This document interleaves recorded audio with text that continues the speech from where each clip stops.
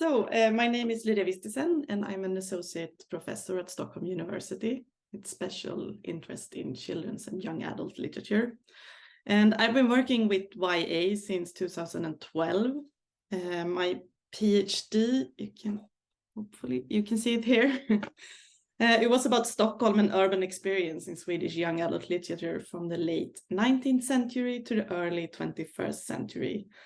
And my book shows that the urban experience is a fundamental part of the development of the Swedish young adult novel.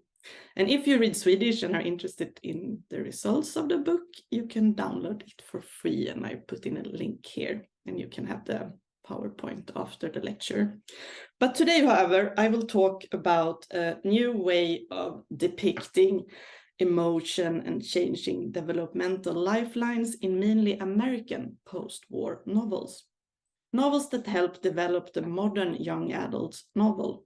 And this lecture draws from my postdoc project, Emotional Youth, Conflict, Arrested Development and Counterculture in the Post-War Generational Novel. And the overall purpose of the project was to trace and analyze changing norms of feeling and coming of age in post-war novels, which are recognized by the public as generational novels and often written by young authors, sometimes defined as YA and sometimes as depictions of youth for all ages. And this project has so far resulted in a couple of articles. You can see them here if you're interested, and one of them is in English, so if you want to read them, you can. And as you can see, I've been working with both Scandinavian and American material, but I could as well have included German, Russian, French, and Spanish material as well, because during the post-war years, a youth movement arose and spread around the Western world as a growing number of young people were negotiating the dominant values of society. And for the first time in history, teenagers became important cultural assets and trendsetters, consequently generating a plenitude of novels and other interpretations and representations. But let me start my argument by showing you the trailer for the American movie Rebel Without a Cause from 1955 with James Dean in the leading role. And this movie is described as a groundbreaking attempt to depict the emotionally confused teenagers of the 50s. Here it is.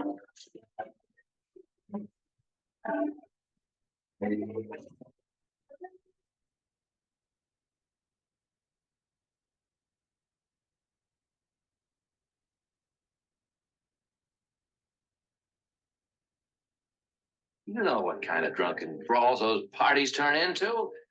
It's no place for kids. A minute ago, you said you didn't care if he drinks.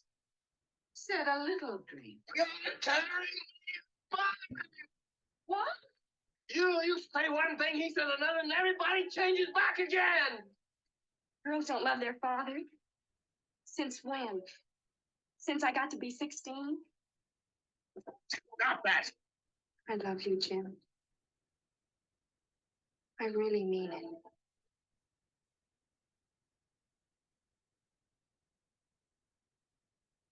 No, I don't want you to go to the police. There were other people. Why should you be the only one involved? But I am involved. We are all involved. Mom, a kid was killed tonight. This is all going too fast for me. You better give me something. You better give me something fast. Jimmy, you're very young. A foolish decision now could wreck your whole life.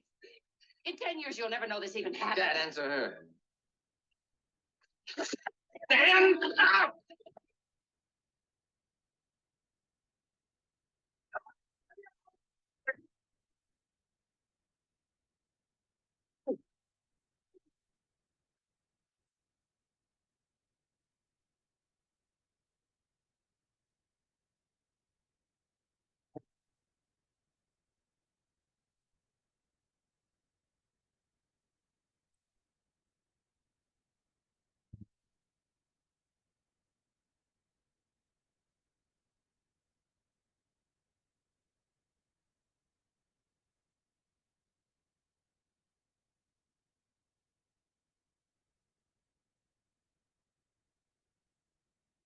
The slogan of this movie says so much about the new view on teenagers, I think. It says powerful, so powerful, sensitive, so sensitive, entertainment of unforgettable emotional impact.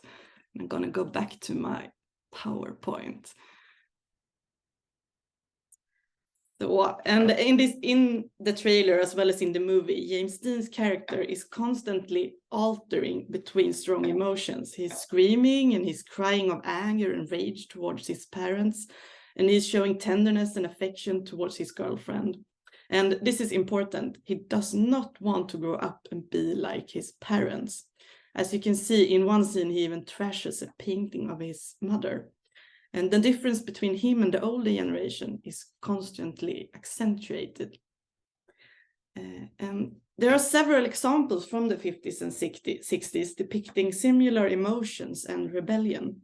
In the following, I will argue that the strong feelings demonstrated by Dean's character, together with the lack of adult role models and the teenagers' unwillingness to grow up and be like the generation of the parents, are symptomatic of a changing politics of development and emotion in post-war culture. Overall, the period after the Second World War meant several major changes to both politics and everyday life in general, not least with the development of a welfare society in many Western countries. After the war and the German occupation, there was a strong yearning for life to return to normal in many countries, which automatically put the young generation at the center of attention. And due to the social, economic, and familiar disruptions caused by the World War II, the era was also obsessed with juvenile delinquency, angry young men, and youth rebellion. Moreover, recent work in developmental theory influenced the view of the coming of age process during this era. Studies on youth turned into an independent area of research during the 50s, with developmental psychologists and sociologists such as Erik Erikson, Anna Freud, Edgar Friedenberg, and Paul Goodman. And earlier, the relationship between youth and adult was founded on an idea of adjustment. In 1904, to give a foundational example, influential developmental psychologist Stanley Hall stated that society is founded on a generational conflict where the younger generation must adjust to the older one. But during the post-war decades, new views on teenagers are being launched. For instance, in The Vanishing Adolescent by Friedenberg, he argues that adolescence as a stage in social and personal development is disappearing. Adolescence is supposed to work as a bridge between childhood and adulthood. And according to Friedenberg, after the Second World War, the bridge starts falling apart at both ends. The innocence of childhood is harder to protect, and adulthood is long delayed. An influential developmental psychologist, Erik Erikson, he presents another interesting perspective. It is the young who, by their responses and actions, tell the old whether life as represented by the old and as presented to the young has meaning. And it is the young who carry in them the power to confirm those who confirm them and joining the issues to renew and to regenerate, or to reform and to revel. In Erikson's view, it is the young that have the power in society. He is also expecting them to reform and revel.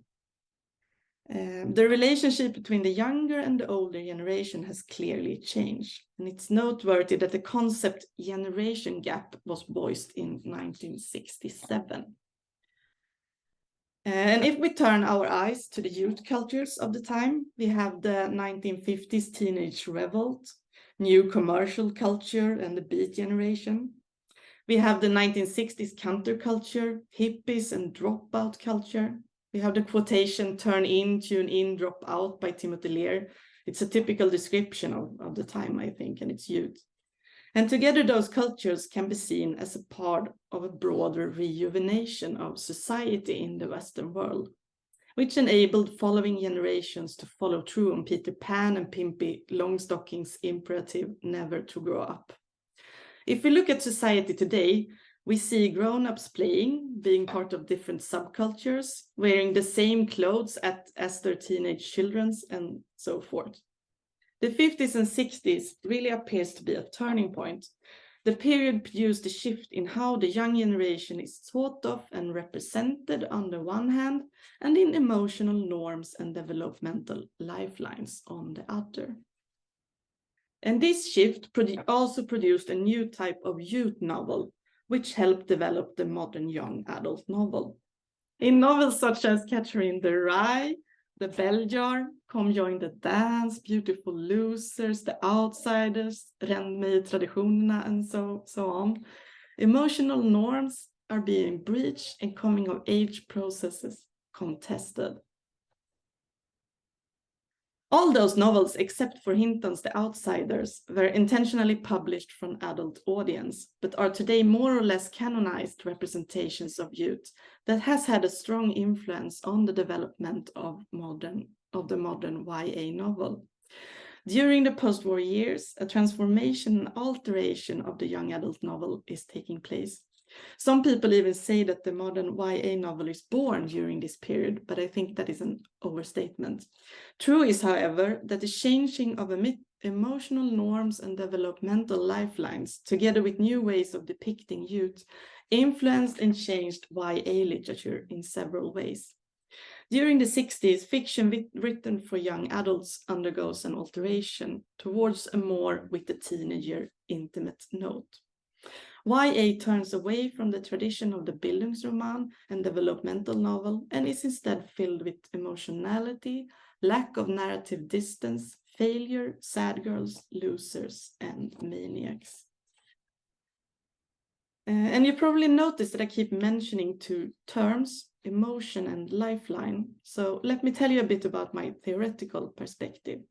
How can we then theorize the change in emotional norms and coming of age processes that the post-war novels depict? And there are some essential assumptions underpinning almost all studies on the subjects of emotion. Emotions are neither strictly biological or chemical, nor fully created by language and society. Instead, they are something in between, shaped, repressed, expressed differently in different social, cultural, and historical contexts. Emotions are closely linked to power structures and entwined with the construction of social identities and hierarchies. In general, novels written for young adults are used as tools for emotional socialization, enculturation, political persuasion, and moral or ethical education. Nevertheless, research shows that the emotional repertoire offered to young adults within YA literature has gone through major changes during the decades. Since the late 19th century, there's an expanding attention on pluralization of emotions.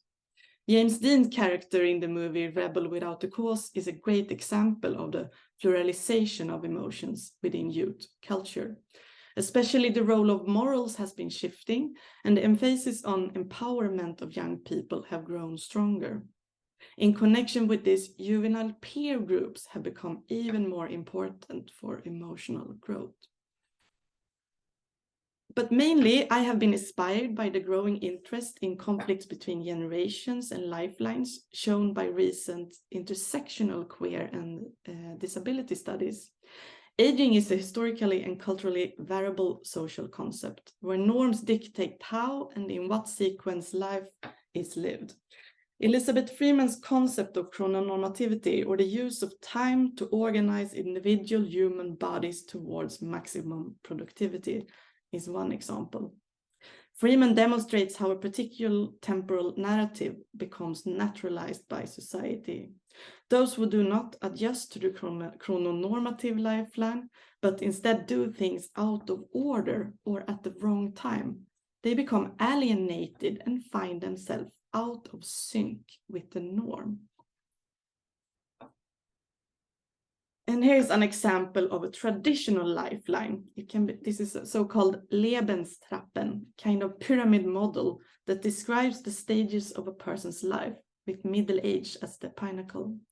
This model has been used from the 16th century until the 1970s to illustrate the expected sequence in which one should become independent, find a partner, and have children, and so on. And in post-war Western welfare society, expectations for young people's lifelines were also based on a similar model. For example, young people were expected to go through a Sturm und Drang period at the age of 15, 16, before returning to their parents and becoming like them. Those who deviated from the chromonormative lifeline were seen as losers, as sick or mad. In The Queer Art of Failure, Jack Halberstam argues that the public image of failure and success is closely related to socialization, lifelines, and the process of growing up. He demonstrates how sometimes an entire generation is understood as lost, failed, and unable to successfully move forward towards adulthood. Halberstam means that failure allows us to escape the punishing norms that discipline behavior and manage human development with the goal of delivering us from unruly childhoods to orderly and predictable adulthoods. Failure preserves some of the wondrous anarchy of childhood and disrupts the supposedly clean boundaries between adults and children, winners and losers. And this argument, it's an extension of Halberstam's earlier concept of a stretched out adolescence from In a Queer Time and Place. The notion of a stretched out adolescence challenged the conventional binary formulation of a life narrative divided by a clear break between youth and adulthood. Instead of leaving childhood behind through typical markers of adulthood, such as marriage, work, and children, one remains in a kind of youthful state. And the development that frightened psychologists of the 50s appears in Halberstam's analysis as subversive and liberating. The escape can result in two different scenarios. Failure either comes accompanied by a host of negative and destructive emotions, such as disappointment and despair, or it provides the opportunity to use these negative emotions in a progressive way to critique society and its prevailing norms. In that regard, failure can also be interpreted as subversive. One good example of this is the title of Leonard Cohen's novel, Beautiful Losers, from 1966. He makes the loser beautiful, and the loser becomes a kind of new ideal for the hippie and dropout generation. And I want to show you some examples of protagonists who fail to follow the chromonormative lifeline. And the first one is from The Catcher in the Rye from 1951 by E.A.D. Salinger. And the main character is telling us a story from some kind of mental institution. He's 16 years old, he's called Holden, and it tells us about 2 days spent in New York, right after he has been expelled from prep school.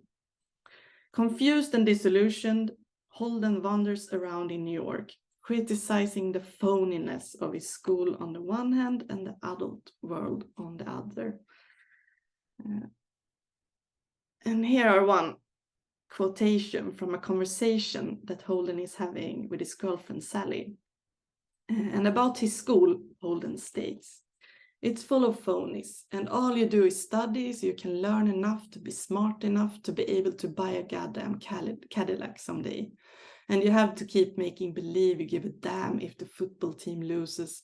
And all you do is talk about girls and liquor and sex all day. And everybody sticks together in these dirty little goddamn cliques." Holden wants to leave town with Sally and move into the woods. But Sally says no. "Because you can't, that's all. In the first place, we're both practical children," Sally says. "We have oodles of time to do those things, all those things. I mean, after you go to college and all, and if we should get married and all, there'll be oodles of marvelous places to go to." And Holden answers, "Open your ears. It'd be entirely different. We'd have to go downstairs in elevators with suitcases and stuff. You have to phone up everybody and tell them goodbye and send them postcards from hotels and all. And I'll be working in some office, making a lot of dough and riding to work in cabs and Madison Avenue buses and reading newspapers and playing bridge all the time and going in the movies and seeing a lot of stupid shorts and coming attractions and newsreels. Clearly, Sally wants to follow the chrononormative lifeline. She wants to do things in the right order. Go to college, get married, and then maybe leave New York and move somewhere else with Holden.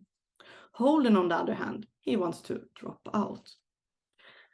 However, Holden's inability to follow the expected lifeline leaves him in a state of despair and confusion. He feels lost and loses his ability to act and live. He hates the life of his parents and he sees no point in making plans for the future. And I think this quotation really pictures the core message of the novel. I went over to my window and opened it and packed the snowball with my bare hands. The snow was very good for packing. I didn't throw it at anything though. I started to throw it at the car that was parked across the street. But I changed my mind. The car looked so nice and white. Then I started to throw it at the hydrant, but that looked too nice and white too. Finally, I didn't throw it at anything. The quotation shows an inability to act. Throughout the novel, Holden tried to do things, but fail. Many of the things he tries to do are either part of childhood, like throwing a snowball, or part of adult life, like drinking and having sex. He tries both things, but fail.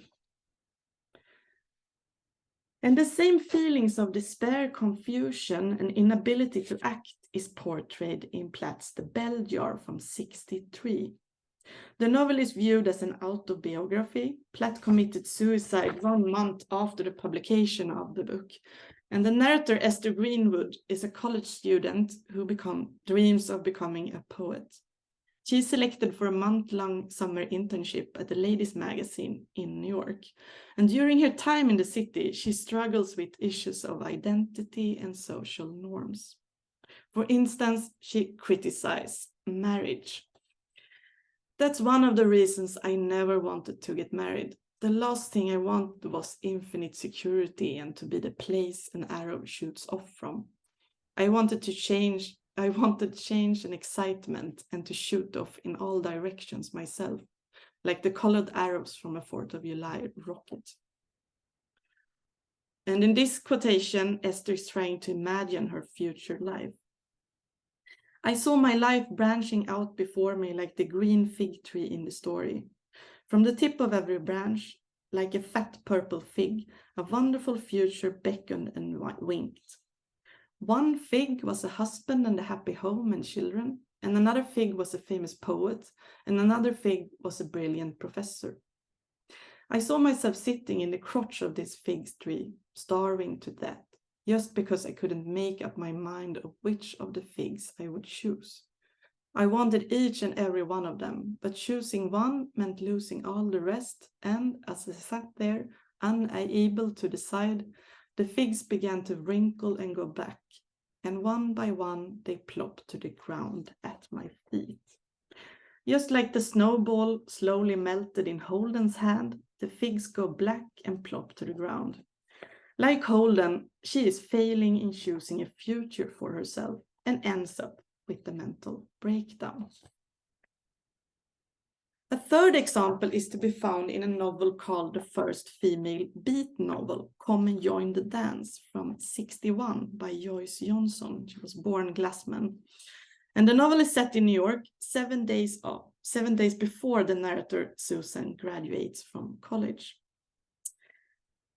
And instead of being proud and happy, Susan, however, feels lost and alienated.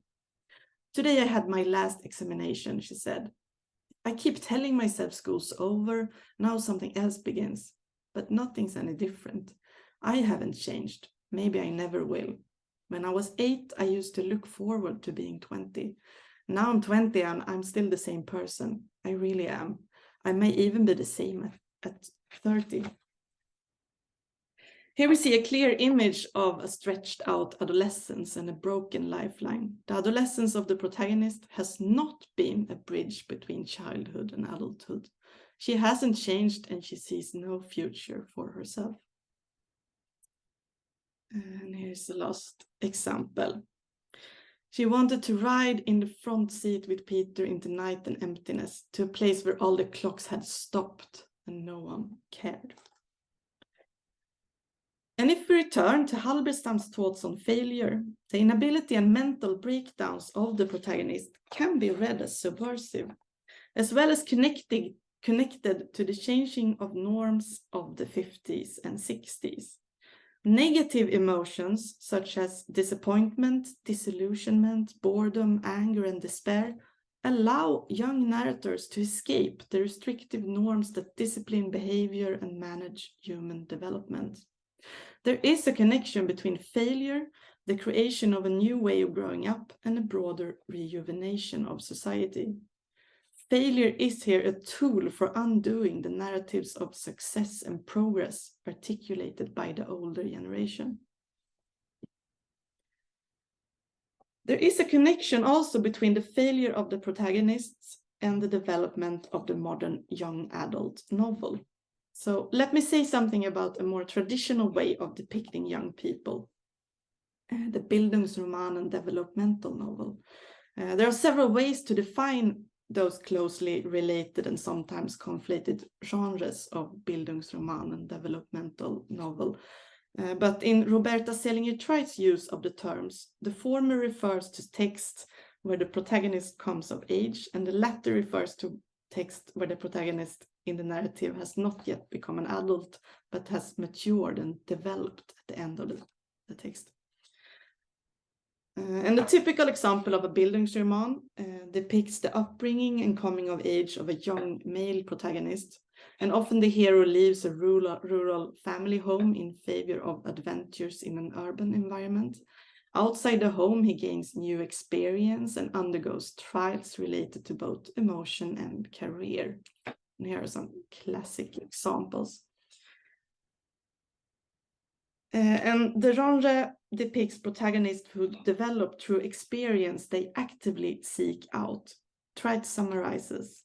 In other words, the protagonist's growth is neither accidental nor simply a matter of normal developmental growth. Rather, the hero self-consciously sets out on a quest to achieve independence. The goal is to become independent, mature, successful, and established in society. And in the developmental novel, the main character is mostly confronted with a problem, solves it, and thus matures. Independence, maturation, and success are important factors also of that kind of narrative. Moreover, this type of narrative is not only a significant part of youth representation, but also very common in YA literature. And both genres are didactic and reproduce the dominant ideology. This is why they have been considered particularly well-suited for young readers. Treit writes about the connection between power and age. During adolescence, adolescents must learn their place in the power structure.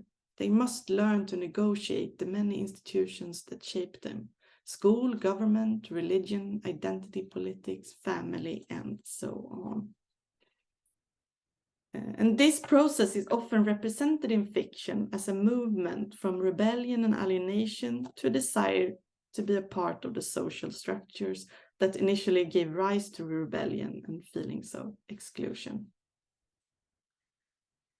But The Catcher in the Rye, The Bell Jar, and Come Join the Dance all break with the tradition of the Bildungsroman and developmental novel.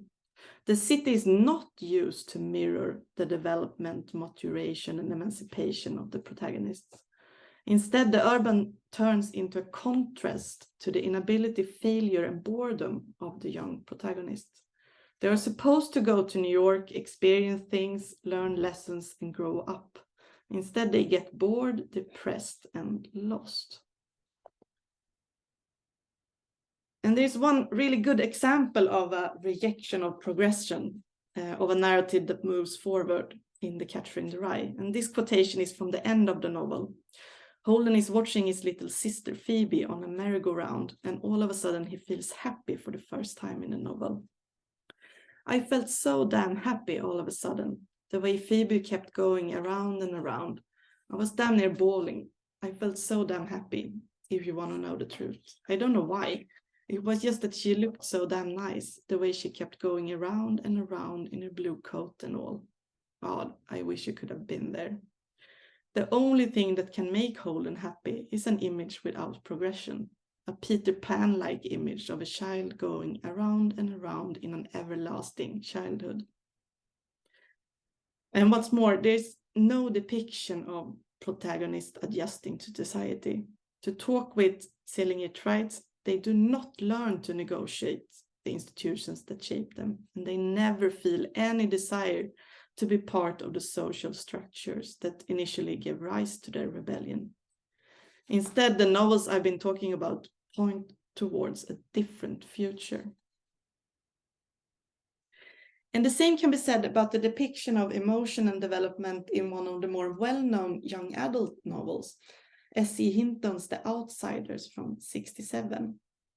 And Hinton was only 15 when she started writing this novel. The novel revolves around a deadly conflict between two youth gangs. And the narrator, Ponyboy, is depicted as a sensitive and emotional person, quite similar to James Dean's character in Rebel Without a Cause. As opposed to Salinger, Platts, and Johnson's novels, The Outsiders was written and published for a young teenage audience. It was groundbreaking, and Hinton is often said to have renewed or even invented modern YA in an American context. In an interview, Hinton criticizes contemporary young adult literature for being detached from reality. Teenagers today want to read about teenagers today. The world is changing, yet the authors of books for teenagers are still 15 years behind the times. Nowhere is the drive-in social jungle mentioned. In short, where is the reality? And The Outsiders can be read as a discussion on the conflicting norms of age, development, and emotion in the post-war era.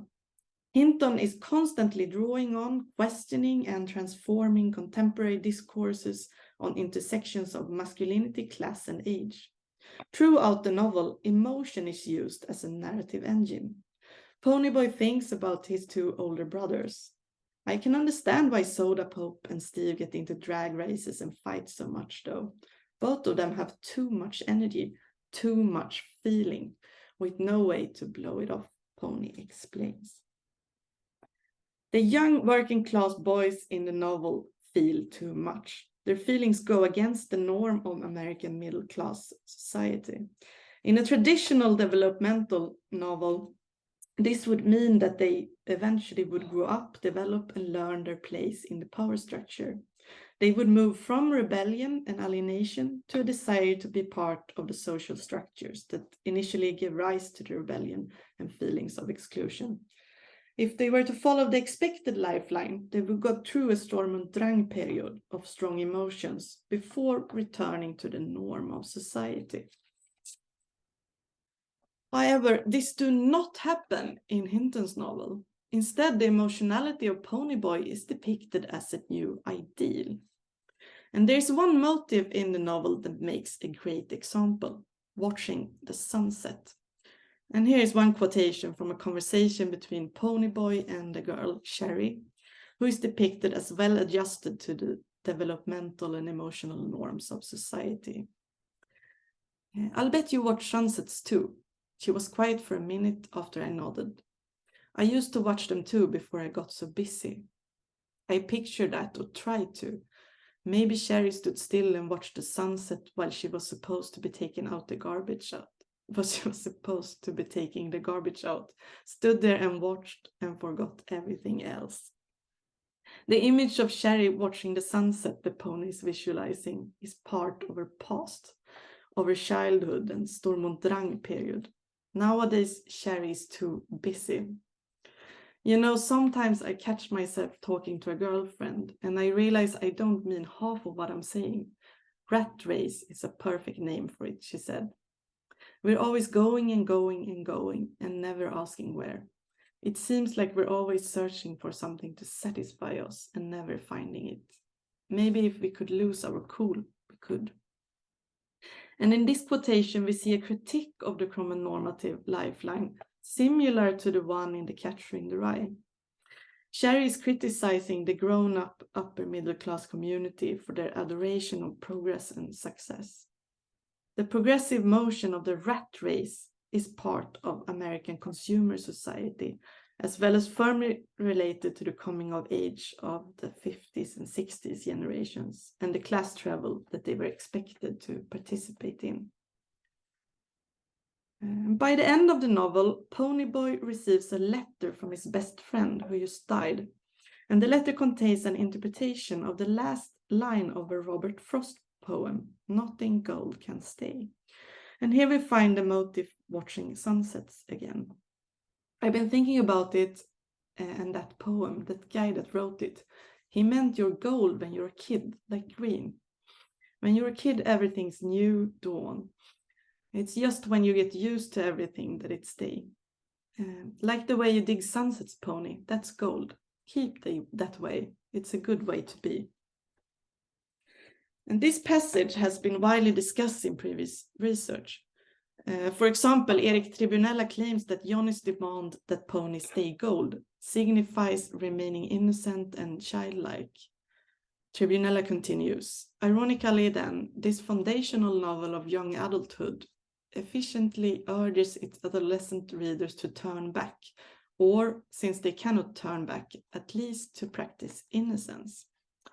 However, if you look at this quotation from a perspective of lifelines and emotional norms, it has a different and more subversive meaning.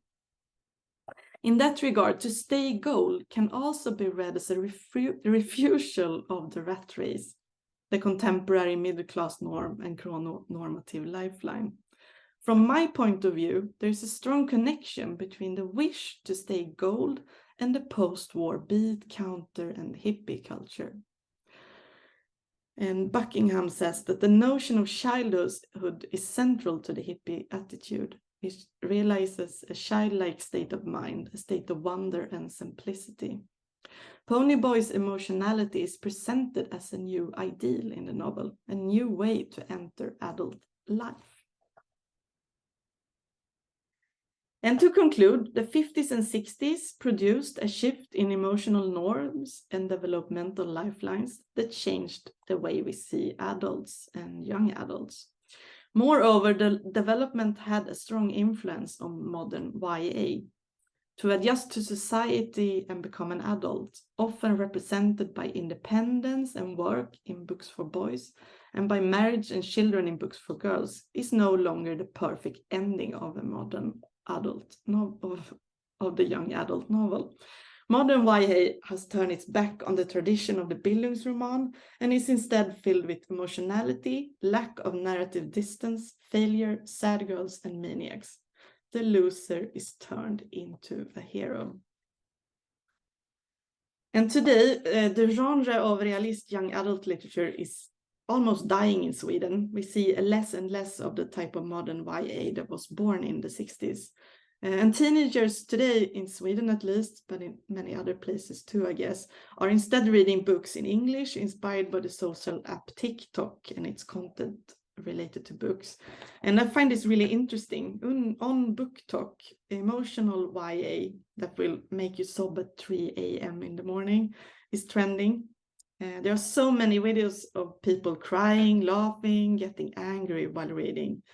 Young readers of today are, in other words, looking for entertainment of unforgettable emotional impact.